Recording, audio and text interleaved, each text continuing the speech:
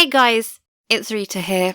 Before we head into today's podcast, I just wanted to give you a quick heads up. We had a bit of problems with the sound this week. Bear with, I think you can kind of hear Michelle. And also just wanted to give a quick trigger warning. We will be discussing some quite troubling domestic violence scenes that were in this week's episode. So if that's not for you, please avoid. Okay, let's start the pod.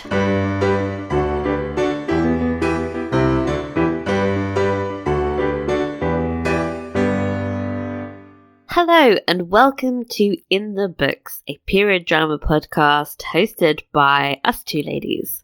I am Michelle. I live in the States. You can find me at Musings on Instagram and Twitter. And I'm Rita. I live in England and I'm at Annoying Rita on Instagram and Twitter. And welcome to the second of our Anne Boleyn podcasts. If you haven't heard our previous episode on the show, what are you doing starting with episode 2? Weirdo. Go back and listen to last week's podcast. We're going to discuss the second of the 3 episodes in this week's podcast. And we are going to start, as ever, with a lengthy-ass recap. Let us begin with Anne shooting straight up in bed. A single tear falls down her face majestically as she realizes her milk has come in, wetting her nightgown. That was a bummer. Her loyal lady-in-waiting, Madge, dear sweet Madge, tries to entice her out of her bed, but a still depressed Anne lies back down and sighs. That's not happening today. After the credits, another title card announces that Anne has just 4 months to live. Dun dun dun! We then see Anne lost in a worried trance on her throne as she hears all the vicious whispers being said about her, including, God will never gift them a son, and, more worryingly, nothing but a common whore. Lovely. Yeah. She's snapped back to reality by her uncle, Thomas Howard, aka the Duke of Norfolk. He's been sent by the king to see how Anne fares following her illness. He advises Anne to treat Henry well on his return from Westminster. None of your tempers, he says. You don't want to drive him into the softer embraces of... Anne doesn't take too kindly to his advice and begins to low-key threaten him with annulling his daughter's marriage to Henry's bastard son. Having regained a slight sense of power for a moment, Anne takes a deep breath and smiles. You get it, Queen. Cut to Anne walking to church with pomp, circumstance, and even trumpets. Her brother is dubious about her being up and about, but Anne wants to show the people, aka Henry, that she is able to fulfill her duties. One of them being Royal Maundy Service, where the Thursday before Good Friday, the Queen would wash the feet of the poor and give them a purse of money. Anne goes about her service with great care, and even shares a special moment with a pregnant woman whose feet she is washing, but the moment is spoiled by some crazy-ass woman running in and screaming, "You're a whore! You killed our true queen!" That's funny, because this is the, 5 minutes into the show, and she's been called a whore twice. Yeah. Fun. Yeah. It's a bit of a buzzkill, you know? As the guards hustle the crazy lady out of the church, George Boleyn declares that it's time for them to leave. Anne says she wants to go to Hatfield to see Elizabeth. If the public has turned against her, she wants to know that her daughter is safe. But I also noticed that before she left, she said, make sure that woman's body is strung up. Strung up. Yeah, I was like, oh, damn. Okay. Cut to Anne holding her crying daughter. Who's the cutest little girl? Oh, my God. She laments the fact that Elizabeth no longer recognizes her. Beside Anne is her aunt, a complaining Lady Shelton, who whines about wanting a position at court and feels she is entitled to it because she let her daughter, Madge, fuck Henry. Anne snarks that she wasn't aware that was such a chore and tells her that she is needed there in Hatfield. Wind your neck in. I know, right? And then takes a stroll. And then takes a stroll in the gardens of the grand house, where she happens upon Princess Mary speaking with the Spanish ambassador, Eustace Chapuis, which, by the way, such a nightmare to pronounce.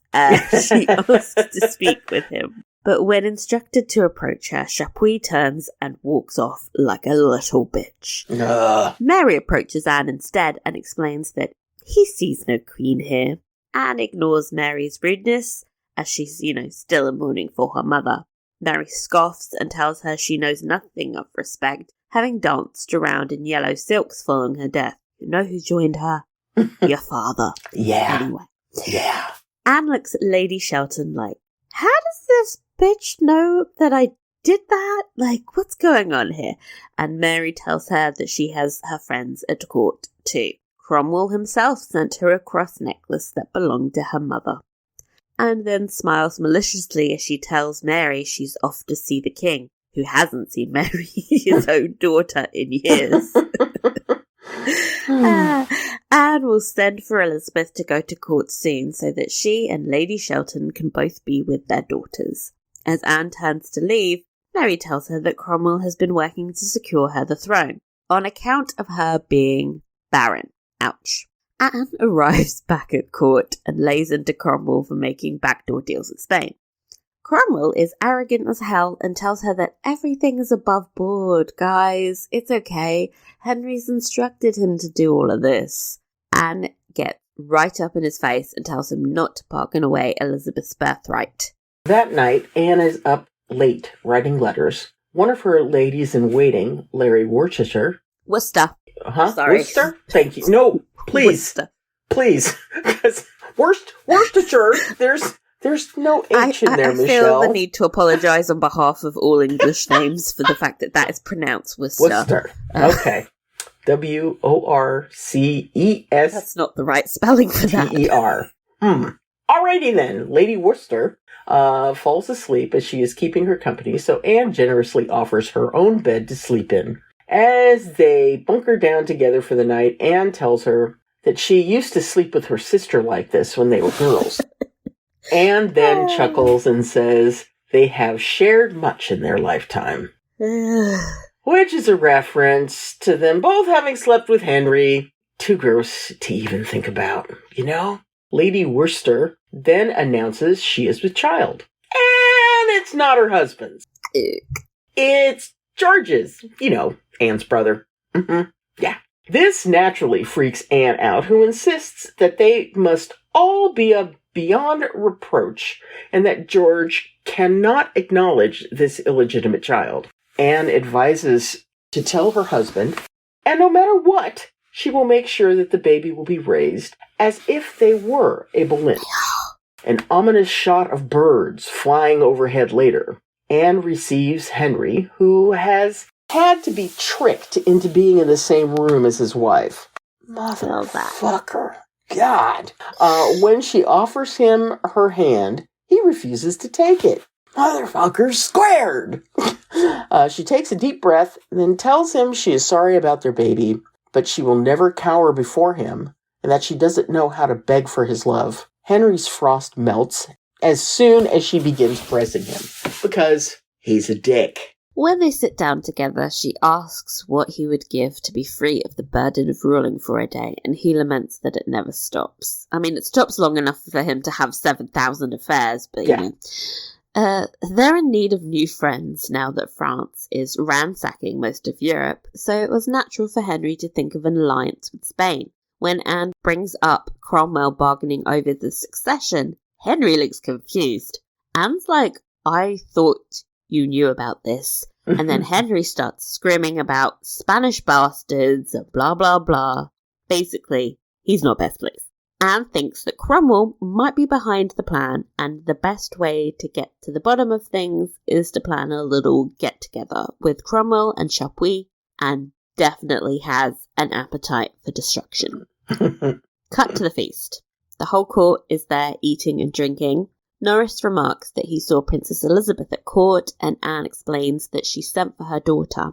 Henry thinks this is spoiling Elizabeth because he takes an extremely hands-off approach to child-rearing, but Anne explains that it's never too young to begin educating their daughter into becoming an exceptional woman.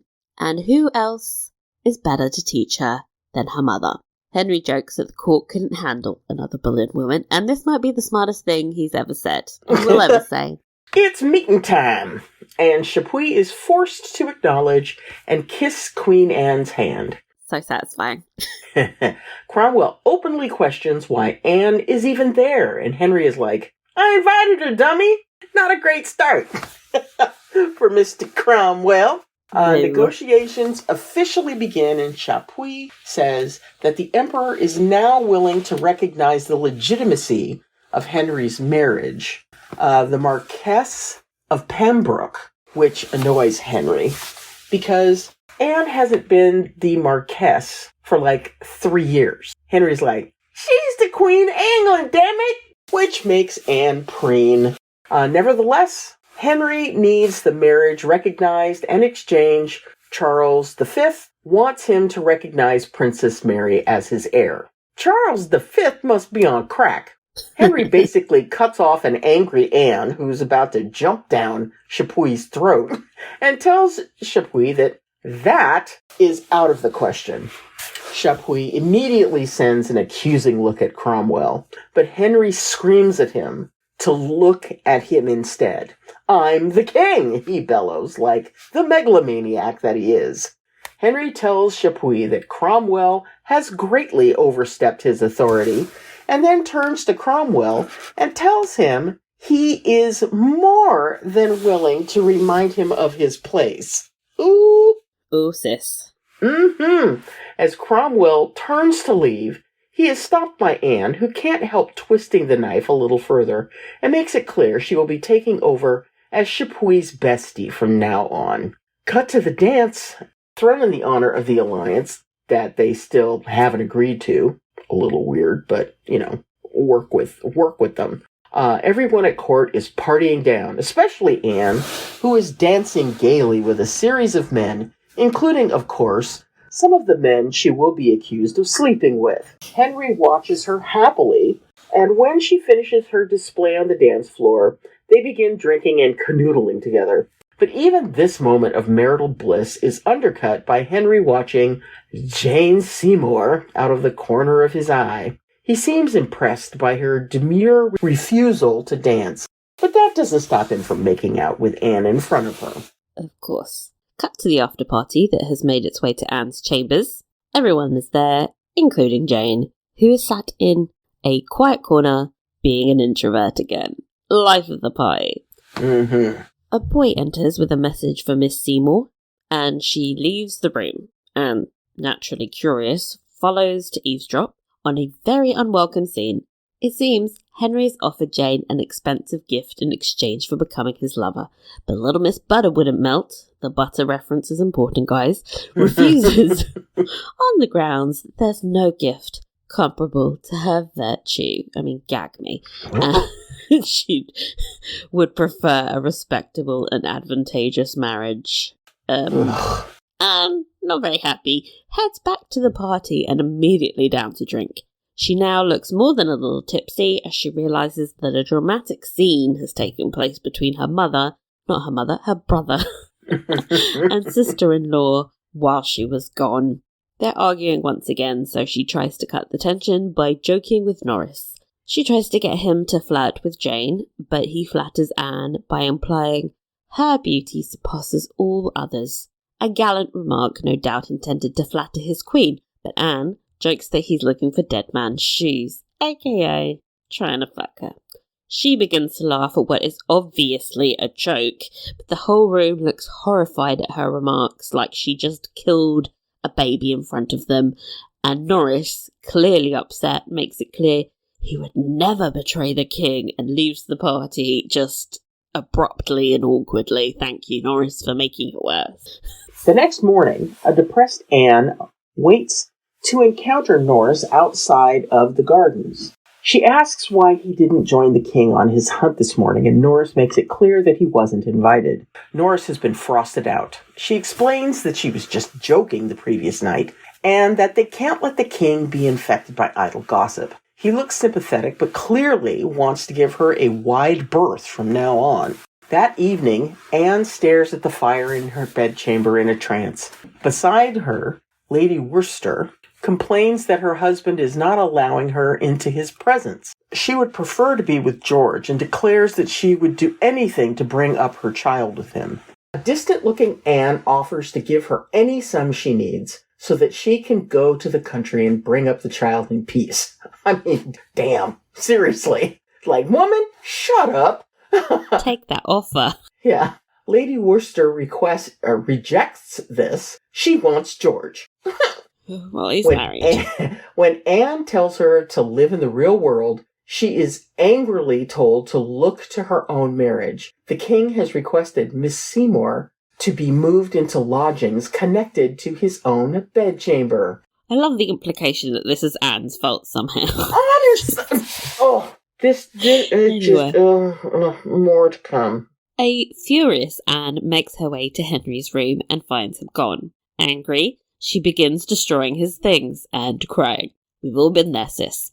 Henry then walks into the room like, wait, what's going on? Anne rushes into his arms, thankful that he isn't knee-deep in Jane Seymour, I guess. But she pulls back from the embrace and declares in disgust that he smells of her like melted butter, which is honestly kind of a gross smell. What the fuck? What is going on with her hygiene habits? Anyway, when she calls Henry disgusting, he becomes angry and accuses her of behaving scandalously herself. Anne screams that she's been nothing but a good partner to him, but he goes ballistic and screams that she is not his partner. He plucked her from obscurity and she was nothing before him. In return, she accuses him of misleading her into thinking their marriage could be different. Then he's like, you promised me sons! Which is a low blow, seeing as she just lost a child like last week. So she slaps him. He then grabs her by the neck, pushes her into a wall and begins to choke her, and begs him to do it, and he struggles, trying to will himself to kill her, but he can't. He lets go and rolls her eyes and calls him pathetic. A perfect match for the little mouse. She then storms out of the room and I was like, I love her. I do too. Perfect. But damn, girl. I mean, you just signed your own death warrant. Yeah, pretty much. Killer line. Anne heads back to her room where she finds Lady Shelton waiting for her after being attacked by her husband. She's understandably not in the mood for company and asks her to leave. Lady Shelton gets her back up about being told what to do by Anne all the time. Like, she's the Queen of England. What the fuck do you expect her to do? Like, be your bestie? Anyway, Lady Shelton decides to stand menacingly over Anne's bed. Fun! Yeah. It's now day. Anne has been drinking excessively and dressing herself incredibly slowly to attend a joust. As she fusses over which earrings to wear, George impatiently reminds her that she should be joining the king. Anne is like, fuck that, where's my lute player? I need a song. When she realizes he is given leave to ask Lady Worcester to play them a ditty. Then wonders if Lady Worcester is too heavy with child to have any fun anymore. All three members of the love triangle are in the room with her, and she snidely remarks that it's a sensitive subject for them, which is bitchy, but also not untrue. She finally decides to go downstairs, but her equally bitchy sister-in-law declares that it's over, your grace, in such a melodramatic tone that you knew a metaphor was coming. Apparently, the joust is over as the king left quite unexpectedly. She is repeatedly told he's gone, and Anne looks distressed. The sound of the scene cuts out and birds can be heard overhead. It's all quite #pure drama. Poldark reference for you. Cut to later, Anne is distractedly embroidering a phoenix when she stabs herself in the thumb. Voiceovers of more nasty things being said about her play in the background.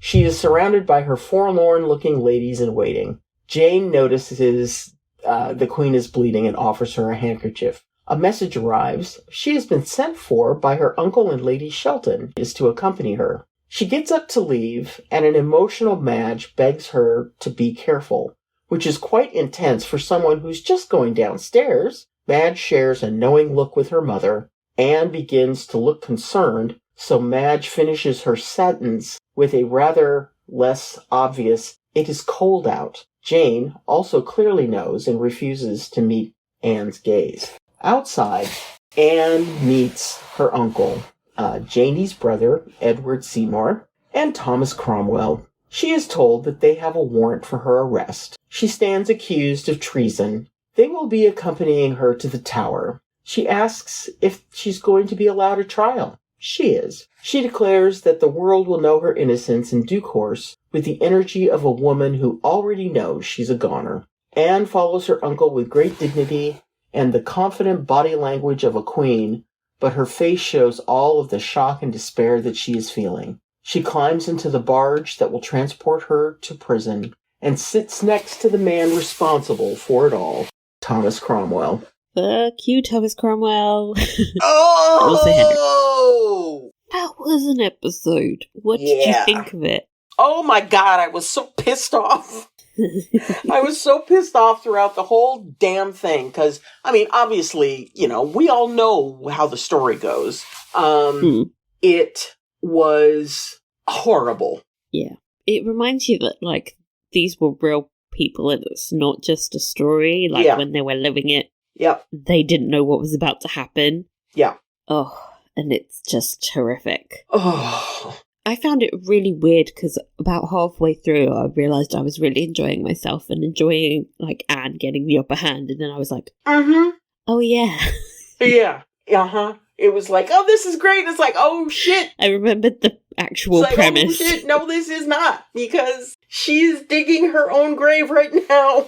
The scene, and I know we'll get into scenes and storylines in just a bit, but the scene where, she is in the room with all of the folk and the tension is thick because the argument had just happened with the George and Lady Worcester and, the whole 9 yards. And when she goes to make that little quip to, what's his facey?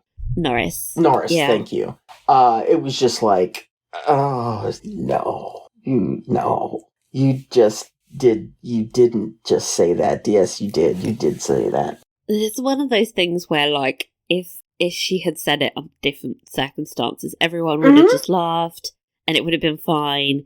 But they're looking to get rid of her and she's not being careful. This is the thing that biographers are always, like, blame her for. Is like, she's sort of careless with her words. And I'm always like, but she was like that before. Like, how is she supposed to know? It's like, how is this any different than how she was prior to all of this?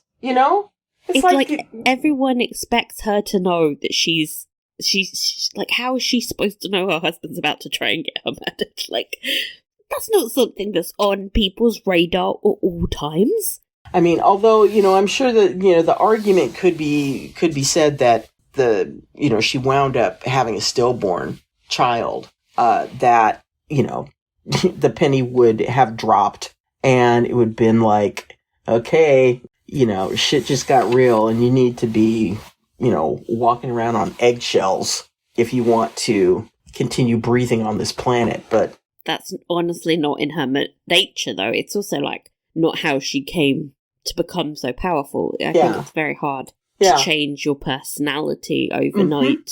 Yeah. And I think they explained that really well in that scene with Henry where she's like, I won't cower to you and I don't know how to beg for love. Yeah. I loved that scene. I thought that was a really great explanation for her behaviour. Because I think a lot of people would have been like, okay, well, just cower in submission and beg for your life. And she's just like, no, I'm not going to do that. No, that's not who I am. That's never been who I am. And I have respect for that, even though it ultimately gets her killed. It's, Yeah. I said that the episode was horrible, but in complete honesty, it was a brilliantly done episode. I think also making us, like, it really lulls you into thinking things are fine, she's having parties and getting the upper hand, and then like the downfall happens so swiftly and quickly and like inevitably at the same time that it makes it have more of an impact. I think if we'd gone from like the ending of last week's to her getting arrested, it wouldn't have been as like traumatic. Like it would have just felt inevitable. But the fact that there are highs and lows and like, it just makes it worse. Oh, this is so sad. Yeah. Storylines. So Anne and Henry. I really, tragically, I loved all their scenes together, where they're reconciling. They had such great chemistry, and you could see like all this history between them. I think Mark Stanley was turning on his Babington like charm again. Yes. He was like, hard eyes on. And I was just like struggling with the knowledge that he's actually like an evil twat who's about to have her murdered. Because I was like, but he looks so nice. He's just misunderstood.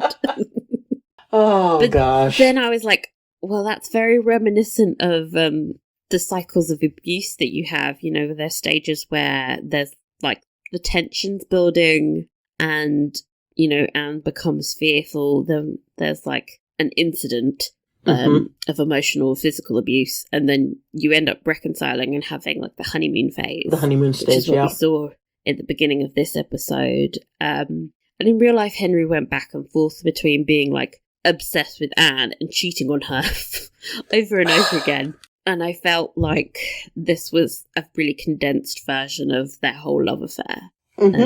Because he would go from, I love Anne and she's the queen and blah, blah, blah, to blaming her for everything that was going wrong politically. I mean, he did that like at least 3 or 4 times after they were married. Just like a yo-yo. He played with her emotions, and it must have felt incredibly disorientating for her. There was a lot of reports of her drinking excessively and, you know, erratic behaviour. You know, she was starting to say a lot of provocative things. And right before her death, she was like hysterically laughing. So I think she was sort of emotionally unraveling, having been under the sort of mental strain of being in a relationship with somebody who's so incredibly volatile. I think that's just, this poor woman, she couldn't cope anymore. It is just tremendously sad to see the evolution of this relationship, you know, of someone who, you know, when you think about it, when Anne first comes to court and first captures Henry's attention, you know, she is effervescent. She is, you know, an individual who has basically captured him heart and soul within a very short period of time and puts him through, you know, he goes through and basically tears down the Catholic Church in England just in order to make her his queen. You know, none of this, of course, is her fault in the least. He's the one that couldn't keep his junk in his pants, you know, except the fact that, you know, he's married. And, dude, you just don't get to haul off and throw away a wife just because you want to.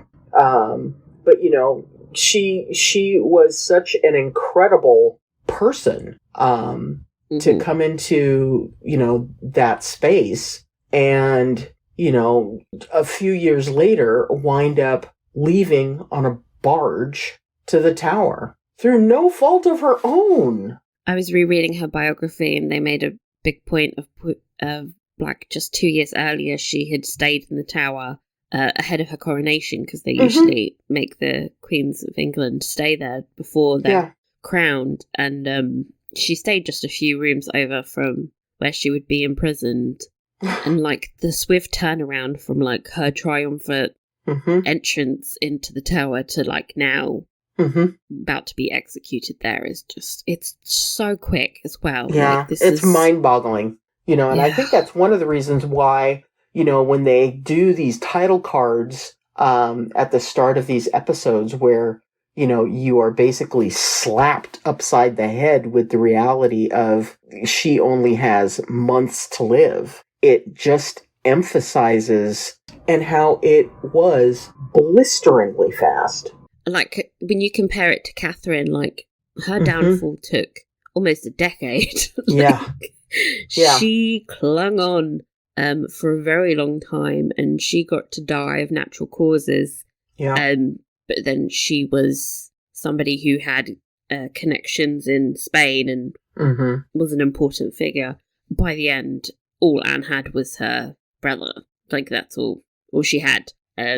Yeah, her brother and her father. Because they all wind up dying the day before. Her father doesn't die. He kind of disowns her. No. Oh. He has a bit of a downfall.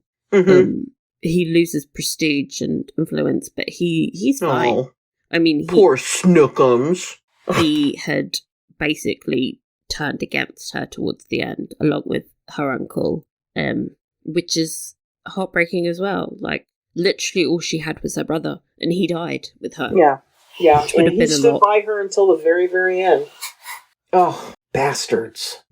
And I thought it was, we talked about Henry's fragile masculinity in the previous episodes, and I thought this episode he became like a cliche, looking for a younger, submissive woman because he can't handle the slightest amount of pushback from his wife, and the gender norms of the time would have supported his decision because Anne's being difficult. Everyone is like, don't have a temper tantrum when she's just telling him the truth.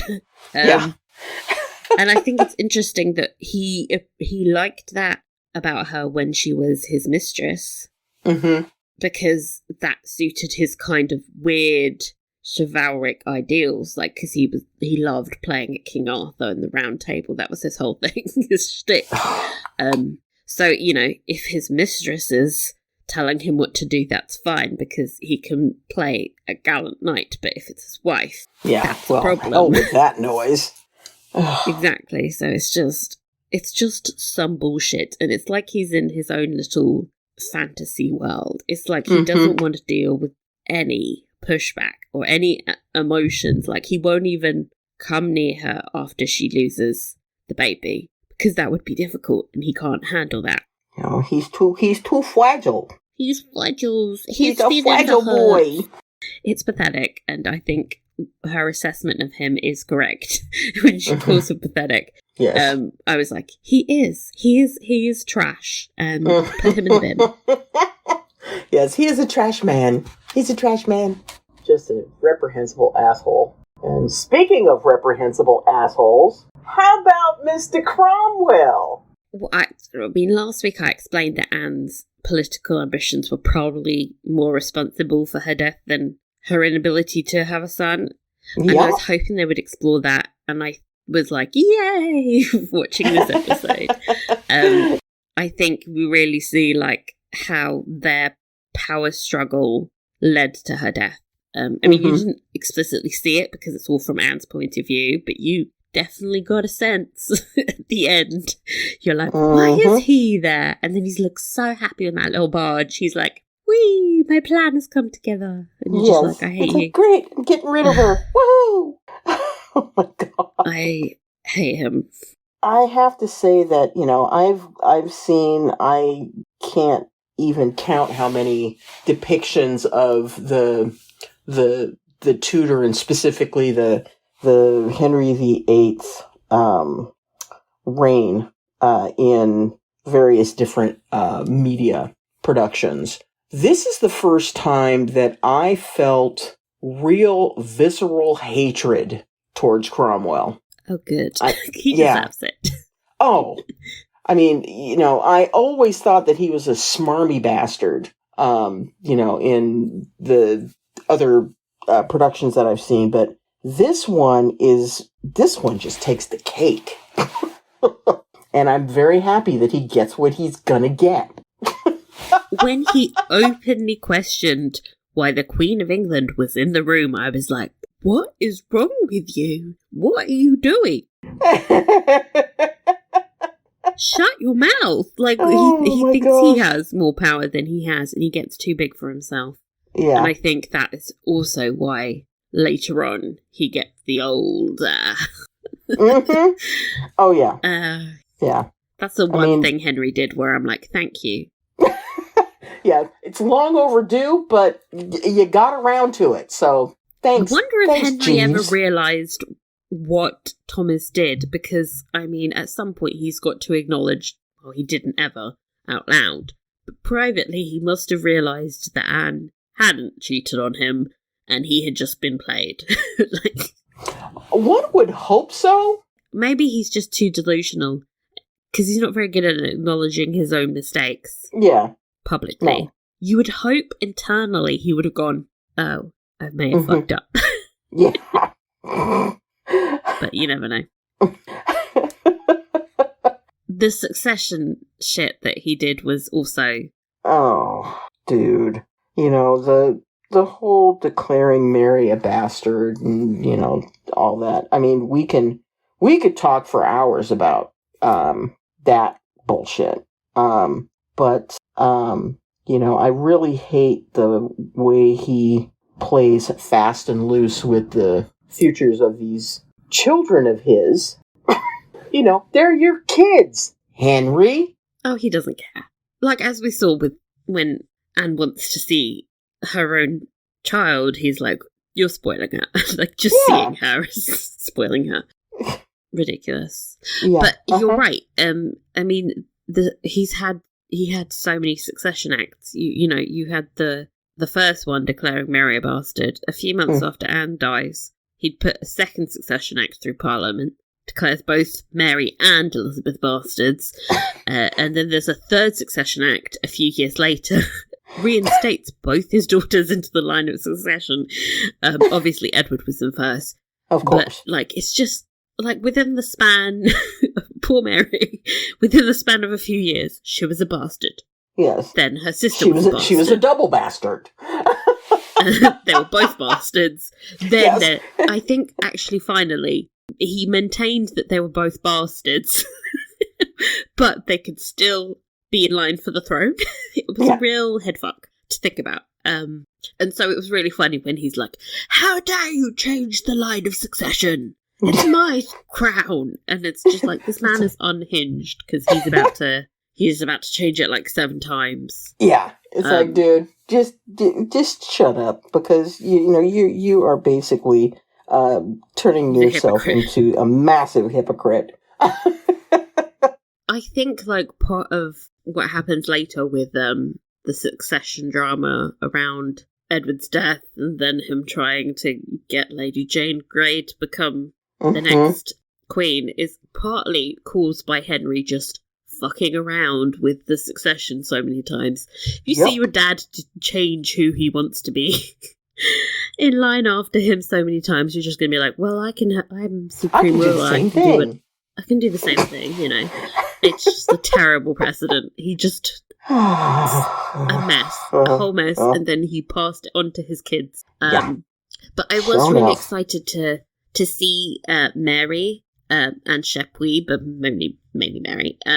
The Mary actress, I've seen her before in Normal People and Dairy Girls. So I googled her and realised she is your fave's daughter, Ciarán Hinds. Really? That makes total sense. You know, now that I am looking at her picture, I can see it. Really? I can. I think she looks more like her mother, but, you know. Well, it's the eyes. Her mother's a very famous, like, French actress. Yeah, it's the eyes. She's really good. I thought she was fantastic. I was like, ooh, can we see more of her? I want a spin-off that is just about her fucking shit up. She had the attitude of somebody who'd been fucked around and was not going to take it anymore. Yeah, she's like, I'm finished with the bullshit that you people are throwing down. I do find it really weird that she has, well, not weird, I think it's very predictable. She has really thrown all of her animosity about the way her mother was treated onto Anne. When Oh, it's like, course. your father's the one that made all these decisions. Yeah, it's like He's the one. your dad was the one that, came up with the whole idea of divorcing her. Treated her quite terribly. Mm-hmm. Sent her off to a shitty place where it was cold and wet, and then she got sick, and then she died. Mm-hmm. It's like, Anne didn't do any of that. It was your papa. Also, I think Anne's guilty of also channeling a lot of resentment into Mary and especially Catherine for just being there and they're in her way. And she resents them. If Anne really thought about it, Henry could have handled the situation a lot better. You think? Maybe a little bit. Maybe blame Henry here, guys. Yeah, but, I mean, they can't, because he's the king. He's the king, and, he's infallible, and, all of that kind of stuff. And, women, root of all evil, Eve, apples, snakes, the whole 9 yards. Temptress. Mm-hmm. Yeah. Yeah. And it's like, you promised me sons. And it's like, dude, that is up to you. But, none of y'all understand that right now, that it really has absolutely nothing to do with her and everything to do with the things you got swim around in your balls. I wonder if maybe Mary's perspective on Anne changed as she grew older, because at the moment it seems like Anne's the problem, but then 6 wives later, I wonder if she's like, wait, maybe she wasn't the problem. Maybe it was my dad. And also the thing, that line about her being barren, I was like, oh, you're going to regret that when you can't give birth. That is going to come back and haunt your ass, Bloody Mary. If your future self could see you now, Mary. Well, it's like they're all jinxing themselves. Literally all of them except Henry, who never has any consequences for anything. Even like Thomas Cromwell is like getting too big for his boots. And you're like, oh, that's gonna come to bite you in the arse later. Yes, indeed. It's like literally everyone, except for baby Norris, who is a pure angel. Well, it's like we all have our biases towards our dear Turlo. I love Turlo. Well, except when he's in Poldark, yeah. Yeah, except when he's in Poldark. That man, when he shows up, he's either the sweetest or the evilest. Yes. Oh, man. But it was, and I have to say, it was a delightful surprise to see him in the first episode. Yeah. And I was like, oh, yay! When I realised who he was playing, I was like, oh, honey. No. I don't want to see this. Yeah. Another thing I don't want to see. Elizabeth/Lady Worcester's pregnancy. Oh. So bloody annoying. Yeah. I just wanted to smack her. I wanted to come through the TV and smack this woman. She is delusional. She's a lady in waiting to the Queen that just got knocked up by the Queen's brother. She can't run off into the sunset with him. Like, what world do you think you're in? Even if they weren't married to other people, this would be a scandal. Yes. I mean, it's just like, every time she was just like, but I want to be with him. But like, can you focus? It's like, honey. Can you focus? We're trying to problem solve here. We're not living in a fantasy world.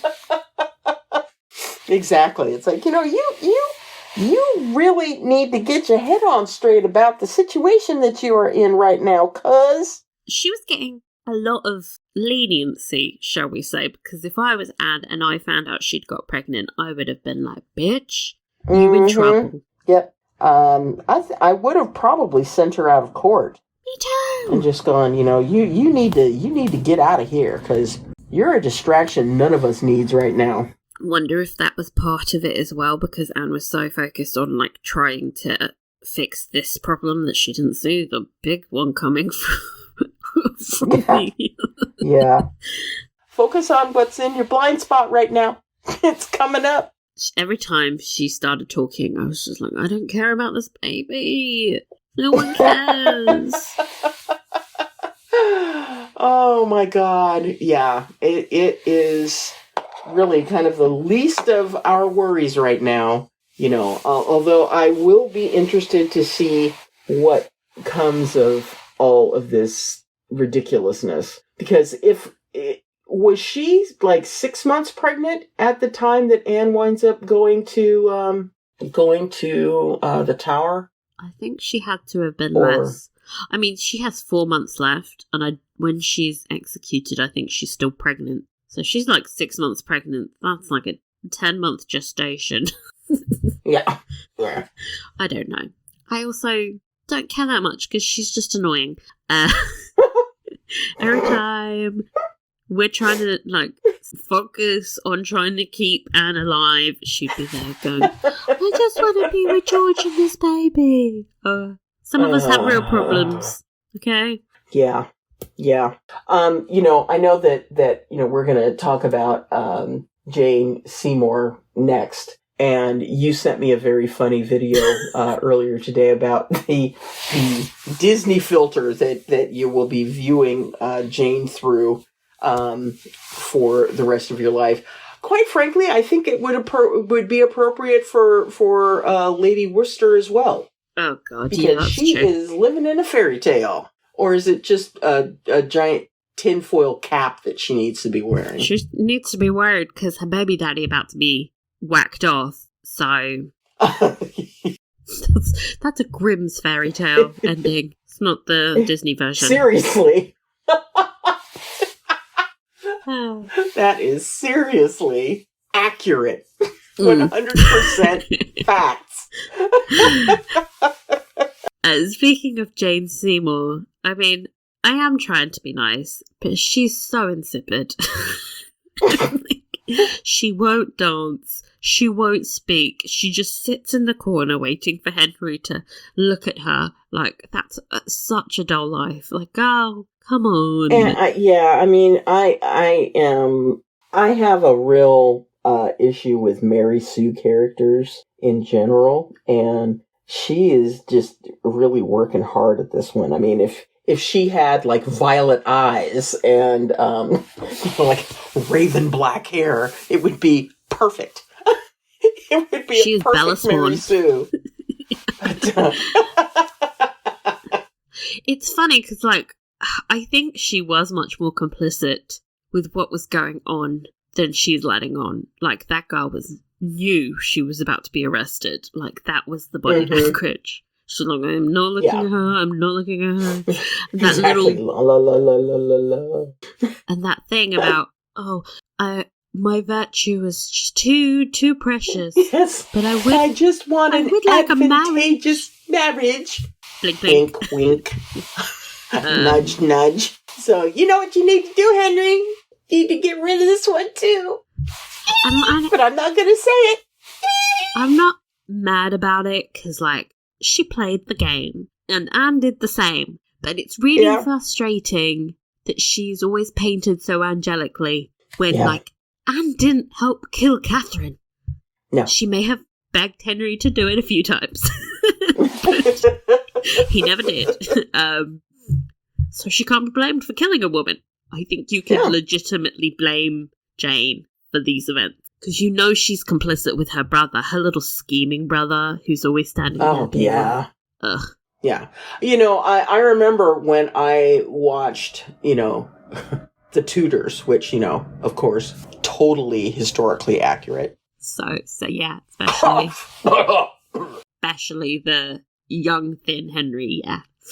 Yeah, that may have been Henry when he was like 15. That was pretty much it. She was my least favorite of the queens. Of all of them. I was just kind of like, oh my God, you're just way too perfect. And then for her to die of childbirth, was just like, okay, just stop it.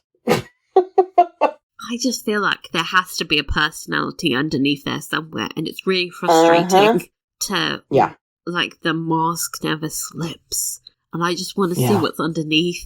There has to be hidden depth. No woman is this boring. She's pretty insipid. Yeah. Yeah, that is a word that is tailor-made for this character. And they made such a huge deal about her not dancing, and I was just like, but as a modern woman, I cannot find that to be a virtue. I just look at you and like waiting for a man to look at you and just think you're pathetic as well. It's just like, have a personality, have fun. Yeah. Do things for yourself that aren't all about Henry. Ugh. Yeah. And, definitely playing coy. So yeah, not looking forward to seeing how things end up. I'm wondering how they're going to wrap everything up on this show. Yeah, me too. I purposefully waited until we did this recording before watching the third episode, although I was very tempted so that I can cancel my subscription to AMC Plus, because too many subscriptions already. You're not tempted by the wonderful world of AMC, who I can't think of any shows that they've ever made that I've wanted to watch. Sorry, although AMC. it's my understanding that the television show that Aidan Turner was in last year, the name of which has flown out of my head, is on that network. And not so the Da Vinci one there. He was a psychologist. Yeah. He's a psychologist. Yeah. They bought the ITV show. Okay. Yeah. Yeah. So I still have 6 days left. You can binge that in. You can binge in like a day. Yeah. I think. Yeah, I can binge it. How many episodes is that? I think six or 8, something like that. It's not like crazy long. I just googled it. It's 5 episodes. Hell, I can binge watch a 16 episode K-drama. Without any problem. I can do this. Is it the 1 hour 16 episodes, or is it the 90-minute 16 episodes? Because I can't. 90 minutes. That I don't know. That's too much. That I don't know. We've gone down. I will look it up before I 86 the subscription. But anyway, I didn't want to have the final episode clouding my thoughts around this episode.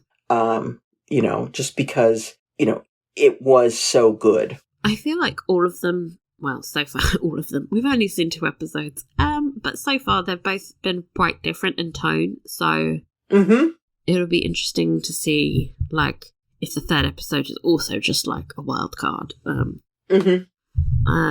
Okay, themes. Did you notice how many dead animals? Oh, sweet Lord! Just so many shots of dead bunny rabbits everywhere. Like dead bunny rabbits and dead pheasants, and of course, it made me think: how in the hell did people actually survive?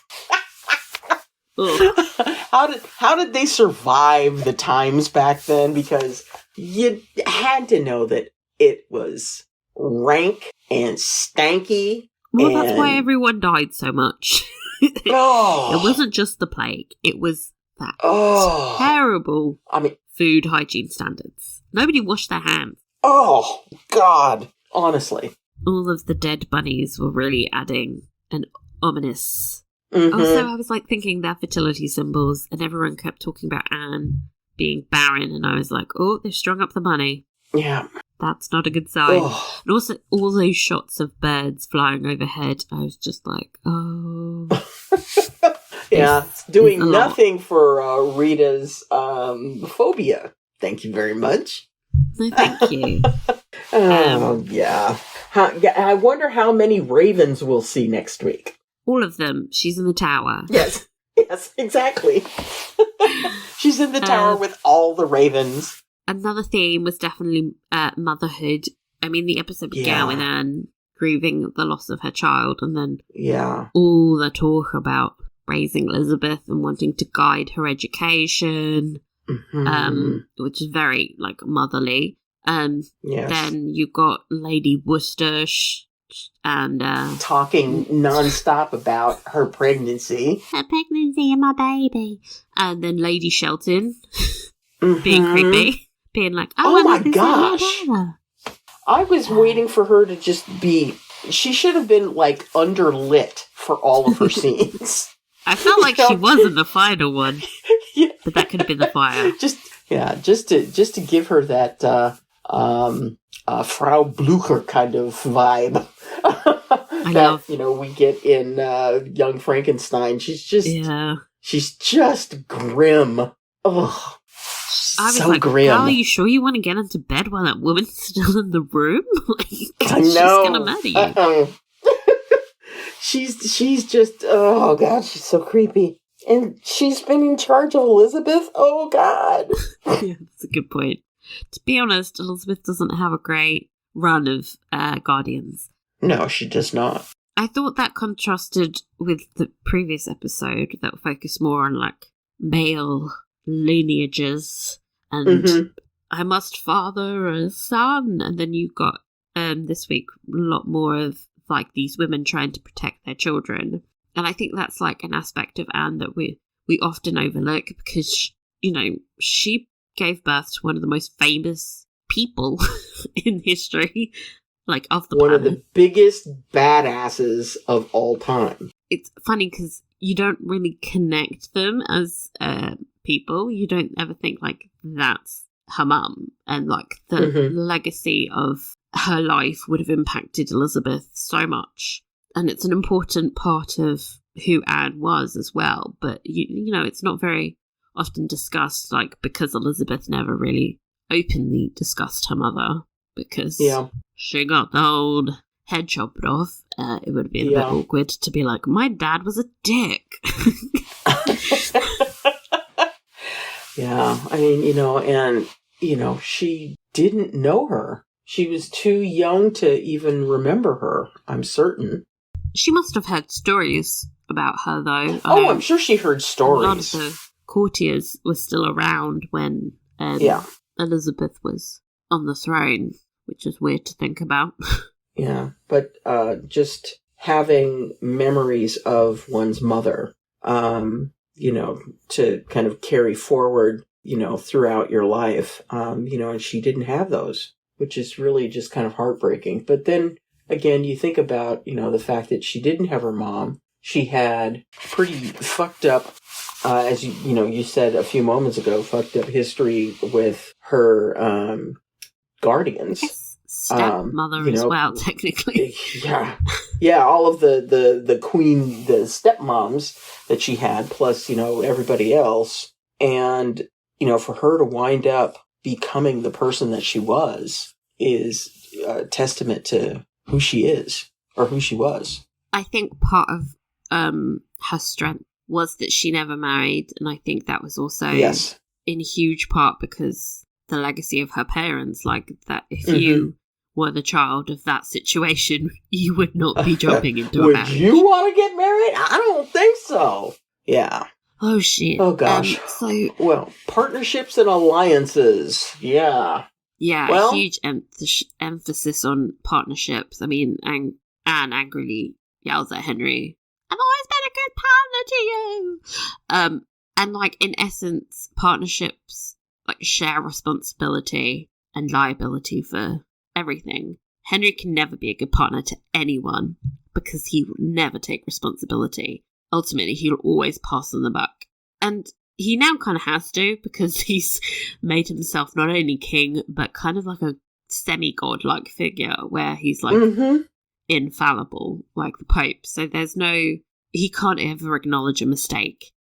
And I thought that was interesting because when he first met Anne, I felt like he was simply a person. He was in a position of power, but he was allowed to make mistakes and show vulnerability.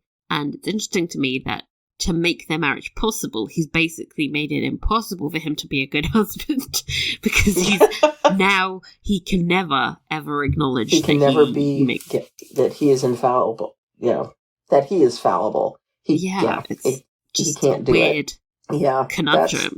Isn't that ironic?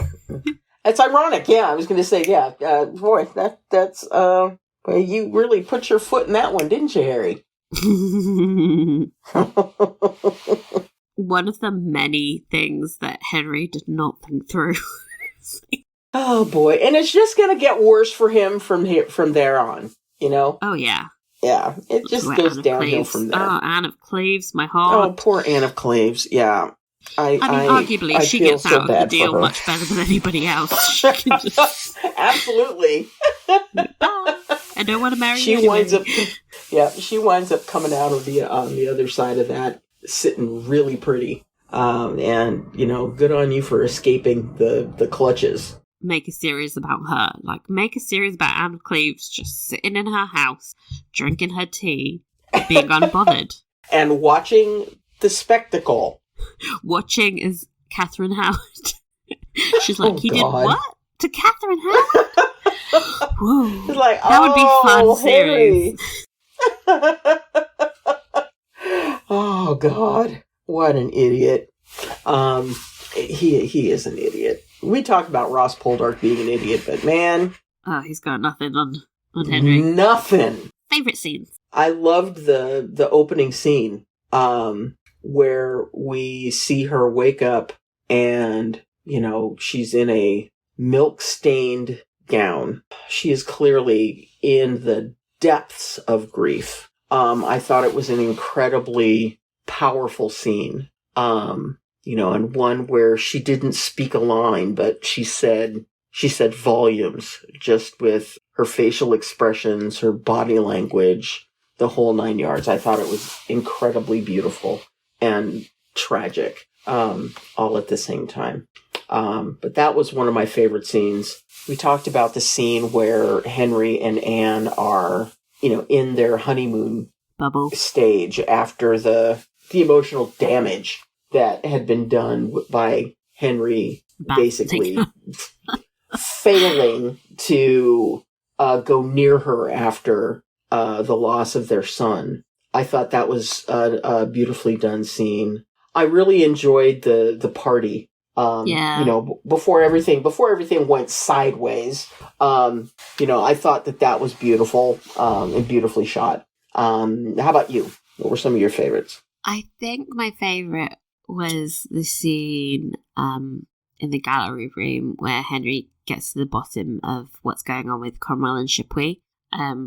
I love political intrigue anyway, and it was just nice seeing Anne in a position of power. I think it highlighted how good she is at sniffing out intrigue. I think her instincts were pretty fantastic, and if Henry was smarter, he would have kept her around, because she even realised she had a way of sniffing out a traitor. But history's shown her to be right about some of Henry's ambassadors being double crosses, and I think English history in particular has shown that women are actually much more effective rulers, and I think Anne as Queen Consort was a little bit of a badass, and I love and support her. Plus, it was just nice to have that moment where he's like, "She's Queen of England," and I was like, "Yes, she is." Yes, she is. Thank you for actually standing up and thank you for actually standing up and saying something about that. How about least favorites? I think there should have been some kind of trigger warning for the scene where he choked her. Maybe there was when it aired, but they didn't have it on Amazon Prime, which is where I watched it, and I was not prepared. I mean, having said that, I think it's an important scene, and I think it furthers the argument that this was definitely an abusive marriage. I wouldn't want them to shy away from showing it. It's just very sensitive viewing, and I would have preferred them to have like a little depict scenes of violence or something in the corner or something. So I think they do that for Netflix. I think they need to implement it on Amazon Prime. Yeah. I was watching it on, actually it was YouTube, their premiere setup partnership that they have with AMC. And I don't remember seeing a warning for it. But yeah, it was pretty shocking when it happened. And I would obviously recommend that we probably put something, at the top of this episode to just kind of prep folks. I mean, granted, we're talking about a woman who's about to get her head chopped off, but still. I just think with them, I don't know, it's just because specifically of how intimate, it's like intimate partner violence. It was it was shocking, and it went on for quite a while, to be fair. I was like, please stop, please stop, please stop. No, he's still going for it. Yeah, they did a great job with that scene, and I bet it was a hard scene to shoot. God, yeah. But damn. God, you got to think about poor Jodie Turner-Smith. She was just postpartum when she shot this. So what? Yeah, she'd just given birth to a daughter. So, like, to go through the emotional upheaval of all of this would have been hard. Wow. Yeah, just a tad. She's incredible. Yeah. What about you? I think that was probably my least favorite. For the same reasons that you mentioned. That was a difficult scene to watch. And I think I could have done with fewer dead animals. Yeah. Yeah. I think one or two would have got it. Yeah. Very heavy-handed. You would have gotten the point. Mm-hmm. Yeah. Especially after the horse killing of last week. Like, can we... Yeah. He's back to the animals. Yeah. Yeah. Okay. What about favorite costumes? We finally get to see that emerald green dress that I've seen in countless images online. And it was absolutely glorious. I adore the fact that they have not spared the palette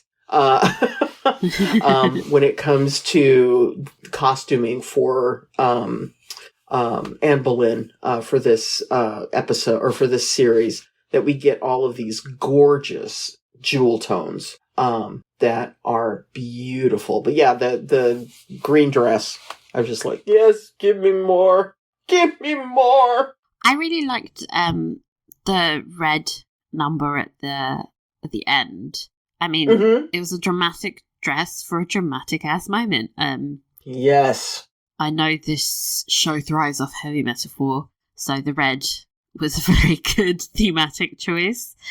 But I love the sleeves. It was very voluminous, and then like the hidden black underneath was. She just looked regal. And I'm glad she gets to go out in style. I do too. With her little bee necklace on, yeah. I love the fact that the necklace, it looks like it's hammered gold. It does, doesn't it? Yeah. As opposed to the traditional bee with the pearls underneath it. It looks hammered gold, which it's beautiful. But I'm a junkie for that kind of jewelry anyway. Her necklaces have been so good. I mean, I don't think they're very period accurate, but I think they just work much better. I'm like, sis, everyone should have been wearing chunky necklaces. It just looks better with that neckline. Yes. None of this dainty shit. Go for a look. Hey, don't have time for the dainty crap. Give us the chunk. We need the chunk. So, performer of the episode for me was still Jodie Turner-Smith. I think the moment where she's walking towards the boat is one of the best moments of acting I've seen in a really long time. She managed to look like someone whose blood has just rushed to her head, and she's like filled with adrenaline and shell-shocked. I think another actress would have gone really over the top, but her choice was really like nuanced and felt authentic, of just like panic has set in, but you don't know what to do.